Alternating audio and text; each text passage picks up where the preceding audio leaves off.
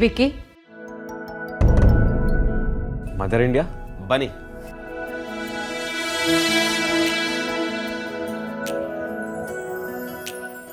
ಏನು ವಿಕ್ಕಿ, ತುಂಬ ಖುಷಿಯಾಗಿರೋ ಥರ ಕಾಣಿಸ್ತಿದ್ಯಾ? ಮೊದಲಿಂದನೂ ನೀನು ತುಂಬ ಚೂಟಿ, ಹೈಪರ್ ಆ್ಯಕ್ಟಿವ್. ಆದರೆ ನೀನು ಆದ್ಯ ವೇದಾಂತರ ನನ್ನ ಹತ್ರ ಕ್ಲೋಸ್ ಆಗಿಲ್ಲ. I am sorry Mother India, ನಿಮ್ಮನ್ನು ತಪ್ಪಾಗಿ ತಿಳ್ಕೊಂಡಿದ್ದೆ. But you are the best. ನನಗೆ ಆಗ್ತಿರೋ ಖುಷಿಗೆ ವರ್ಡ್ಸೇ ಇಲ್ಲ ಎಕ್ಸ್ಪ್ಲೇನ್ ಮಾಡೋಕ್ಕೆ. ಅಗ್ರಜ ನಿಮ್ಮನ್ನು ಯಾಕೆ ಅಷ್ಟೊಂದು ಇಷ್ಟಪಡ್ತಾನೆ ಅಂತ ಇವತ್ತು ಗೊತ್ತಾಯಿತು. ಹಾಗೆ ನನ್ನ ಮದುವೆನೂ ಆದಷ್ಟು ಬೇಗ ಆಗೋಗ್ಲಿ ಅಂತ ನನಗನ್ನಿಸ್ತಿದೆ, ಗೊತ್ತಾ? ಆದರೆ ಒಂದು ಸಣ್ಣ ಪ್ರಾಬ್ಲಮ್ ಇದೆ ಕಣೋ. ಪ್ರಾಬ್ಲಮ್ಮಾ? ಏನು ಮದರ್ ಇಂಡಿಯಾ? ಆ ದಿನ ಮದುವೆ ಆಯಿತು, ಈಗ ನಿಂದು ಆಗುತ್ತೆ, ನಂಗೆ ಖುಷಿನೇ. ಆದರೆ ವೇದಾಂತ್ ಗತಿ ಏನು? ನೀವೆಲ್ಲರೂ ನಿಮ್ಮ ಸಂಸಾರದಲ್ಲಿ ಬ್ಯುಸಿಯಾಗಿರ್ತೀರ. ನಾನು ನಿಮ್ಮಪ್ಪ ಹೋದ್ಮೇಲೆ ವೇದಾಂತ್ ಒಂಟಿ ಆಗೋಗಲ್ವಾ? ಅದಕ್ಕೆ ನಾನು ನಿಮ್ಮಪ್ಪ ಒಂದು ಡಿಸಿಷನ್ ತಗೊಂಡಿದ್ದೀವಿ. ಹೌದಾ? ಏನಮ್ಮ ಅದು? ನಿನ್ನ ಮತ್ತೆ ವೇದಾಂತ್ ಮದುವೆ ಒಟ್ಟಿಗೆ ಮಾಡೋದು ಅಂತ.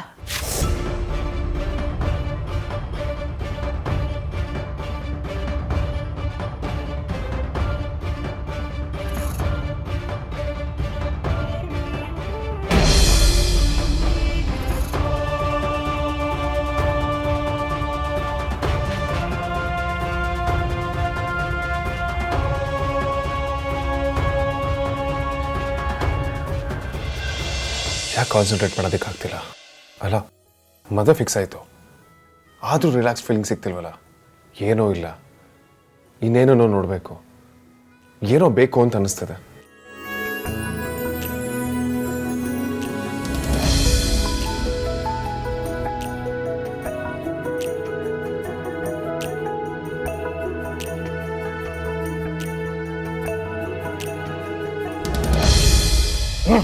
ಡ್ಯಾಮ್ ಇಟ್, ಕ್ಯೂಳಾಗಿ ನೆನಪಾಗ್ತಿದ್ದಾಳೆ. ಛೇ, ಅಗ್ರಜಂಗೆ ಮದುವೆನಾ? ಅದು ಅಸಾಧ್ಯ. ನನ್ನ ನೋವನ್ನು ನಿಂಗೆ ಹೇಗೆ ಅರ್ಥ ಮಾಡಿಸ್ಲಿ ಹೇಳು? ಇಂಥ ಪರಿಸ್ಥಿತಿ ಯಾವ ತಾಯಿಗೂ ಬರಬಾರ್ದು. ವೇದಾಂತನ ನೆನೆಸ್ಕೊಂಡ್ರೆ ಹಿಂಸೆ ಆಗ್ತಿದೆ. ಅವ್ನು ನಮಗೋಸ್ಕರ ಏನೆಲ್ಲ ಮಾಡಿದ್ದಾನೆ, ಎಸ್ಪೆಷಲಿ ನಿನ್ನ ವಿಷಯದಲ್ಲಿ. ಅವನು ಯಾವತ್ತೂ ಬಿಸ್ನೆಸ್ ಬಿಟ್ಟು ಬೇರೆ ವಿಚಾರದಲ್ಲಿ ತಲೆ ಹಾಕ್ದವನಲ್ಲ. ಹುಡುಗಿರ ಮುಖ ಕಂಡನೆ ಸಿಂಡರಿಸ್ತಾನೆ. ಮದುವೆ ಬಗ್ಗೆ ಅಂತೂ ನಂಬಿಕೆ ಇಟ್ಕೊಂಡವನೇ ಅಲ್ಲ. ಆದರೆ ನಿನ್ನ ಮದುವೆ ವಿಚಾರದಲ್ಲಿ ಆ ಹುಡುಗಿರ ಜೊತೆ ಸುತ್ತಾಡ್ದ.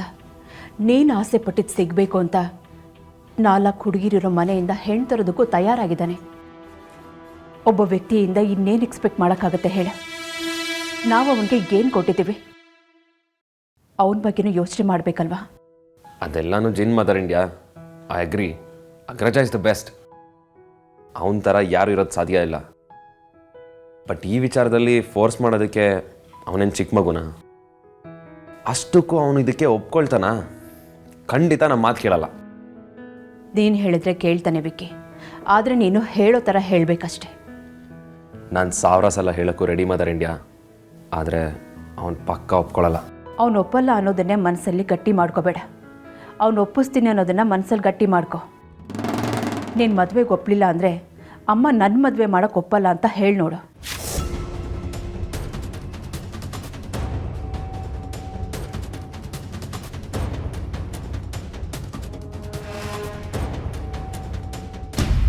ವೇದಾಂತ್, ನೀನು ಕೆಲಸ ಮುಗಿಸಿದ್ಯಾ? ಮತ್ತು ಅವಳು ಯಾಕೆ ನೆನಪಾಗ್ತಿದ್ದಾಳೆ? ಅವಳ ಬಗ್ಗೆ ಯೋಚನೆ ಮಾಡಬೇಡ. ಅವಳು ದೊಡ್ಡ ಕ್ರ್ಯಾಕು, ಬಚಾರಿ, ಬಾಯಿ ಬಡ್ಕಿ ಎಲ್ಲ ನಿಜ. ಬಟ್ ಅಕ್ಕನಿಗೋಸ್ಕರ ಅಮ್ಮನ ಕಾಲಿಗೆ ಬೀಳಕ್ಕೂ ರೆಡಿ ಆಗಿದ್ಲಲ್ಲ, ಒಳ್ಳೆ ಹುಡುಗಿನ. ಹೊಗಳೋದಕ್ಕೆ ಯಾರೂ ಸಿಗ್ಲಿವಾ ವೇದಾಂತ್ ನಿನಗೆ? ಆ ಬಚಾರಿ ನಿನ್ನ ಶತ್ರು ಅಂಥವಳ ಒಳ್ಳೆಯವಳು ಅಂತಿದ್ಯಲ್ಲ, ನಿಂಗೇನು ತಲೆ ಕೆಟ್ಟಿದ್ಯಾ? ಇದಕ್ಕೆ ಹುಡುಗಿರ್ ಸಹವಾಸ ಮಾಡಬೇಡ ಅಂತ ಹೇಳಿತು.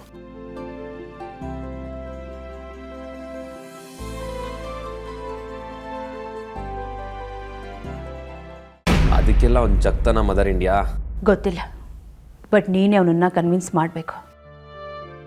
ಪಾಪ ಅಲ್ವೇನೋ ಅವನು. ಮುಂದೆ ನಾವು ಯಾರು ಇಲ್ಲದೆ ಇದ್ದಾಗ ಅವನಿಗೂ ಒಂದು ಸಂಸಾರ ಅಂತ ಬೇಡವಾ?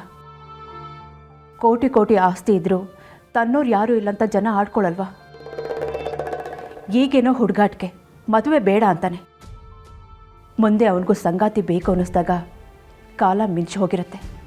ಒಂದು ವೇಳೆ ಹುಡುಗಿ ಸಿಕ್ಕಿದ್ರೂ ಅವನಿಗೆ ಸರಿ ಹೋಗ್ತಾಳೆ ಅಂತ ಹೇಳೋಕ್ಕಾಗಲ್ಲ. ನನಗೂ ಇದೆಲ್ಲನೂ ಅರ್ಥ ಆಗುತ್ತೆ ಅಮ್ಮ. ನಾನು ಅವನ್ನ ಕನ್ವಿನ್ಸ್ ಮಾಡೋಕ್ಕೂ ರೆಡಿ ಇದ್ದೀನಿ. ಆದರೆ ಈ ವಿಚಾರದಲ್ಲಿ ಯಾರೇ ಕನ್ವಿನ್ಸ್ ಮಾಡಿದ್ರು, ಹೇಗೆ ಕನ್ವಿನ್ಸ್ ಮಾಡಿದ್ರು ಅವನು ಒಪ್ಕೊಳ್ತಾನೆ ಅಂತ ನನಗನ್ನಿಸ್ತಿಲ್ಲ.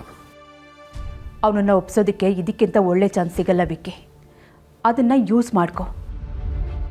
ನೋಡು, ಯಾರಿಗೆ ಅವನ ಬಗ್ಗೆ ಕಾಳಜಿ ಇದೆಯೋ ಇಲ್ವೋ, ನನಗಂತೂ ಇದೆ.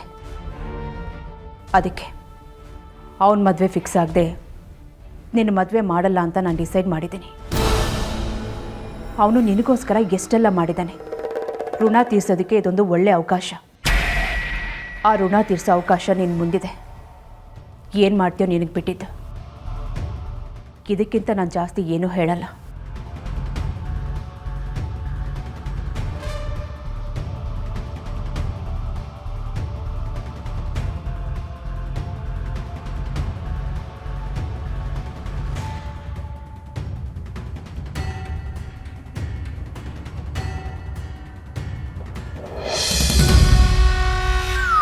ನಮ್ಮ ಶುಂಠಿ ಫಾರ್ ದ ಫಸ್ಟ್ ಟೈಮ್ ಪಕ್ಕಾ ಜೆಂಟಲ್ಮನ್ ಥರ ನಡ್ಕೊಂಡ.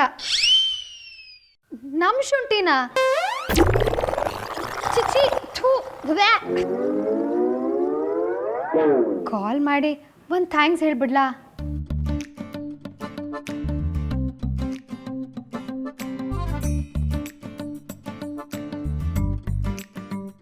What's wrong with you? ಹೋಗಿ ಹೋಗಿ ಅವಳಿಗೆ ಕಾಲ್ ಮಾಡ್ತಿದ್ಯಾ? ಏ ಅಮ್ಮು, ದೊಡ್ಡದಾಗಿ ಫೋನ್ ಮಾಡ್ತೀನಿ ಅಂತಿದ್ಯಲ್ಲ. ಮಾಡಕ್ ಬೇರೆ ಕೆಲಸ ಅಲ್ವಾ ನಿನಗೆ? ನೀನ್ ಒಳ್ಳೆ ಇಂಟೆನ್ಷನ್ ಇಂದ ಕಾಲ್ ಮಾಡಿದ್ರು ಆಮೇಲೆ ಅಲ್ಲಾಗೋ ಜಗಳನೇ. ಸುಮ್ಮನೆ ಇವೆಲ್ಲ ಬೇಕಾ? ಒಂದು ಸಾವಾಸನೇ ಬೇಡ.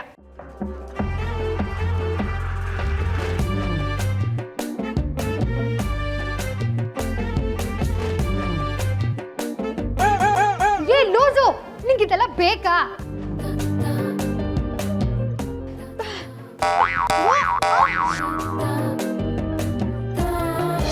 ತಗೊಳಮ್ಮ, ಅಂತೂ ದೊಡ್ಡಮ್ಮಂಗೆ ಕಾಲ್ ಕನೆಕ್ಟ್ ಆಯ್ತು. ಅಕ್ಕ, ಹೇಗಿದೆಯೇ ಪರಿ?